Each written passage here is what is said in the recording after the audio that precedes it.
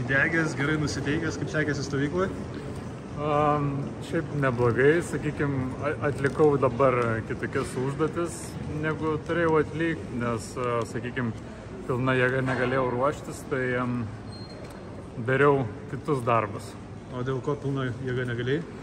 Nes šiek tiek turiu problemų su pečiu, tai dabar va grįžau, žinau, ką reiks daryti, reikės sutvarkyti, bet jau viskas iš tikrųjų pagerėjo. Realiai jau galėčiau viską atlikti 100%, bet dar šiek tiek noriu prisisaugoti, tai bus gerai. Kas dabar artimiausiu metu laukia? Dabar laukia tiesiog dabar stovyklos ir galimai lėksim atgal į šiltus kraštus neužilgo. Tai dabar laukia Lietuvoje. Jau pabuvom prie saulės, dabar reikia šiek tiek sniego. Tai treneri, trumpai apie stovyklą. Kokios sąlygos? Tai svarbiausia geras oras, šilta. Saulė švietė, mažai vėjo buvo, baseine labai daug vietos, galėjome individualiai kiekvienas dirbti. Šiek tiek mūsų lyderiai turėjo traumų, tai jas labiau gydėmės, o jaunimas tai labai gerai padirbė.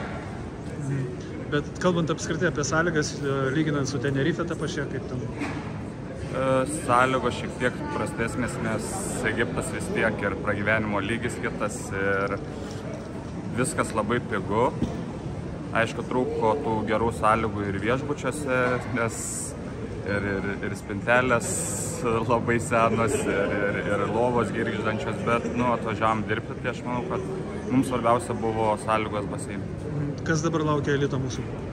Dabar mėnesį pailsėsim ir laukiame atsakymo iš kitos stovyklos, kuri irgi taip pat bus šiltos kraštuose.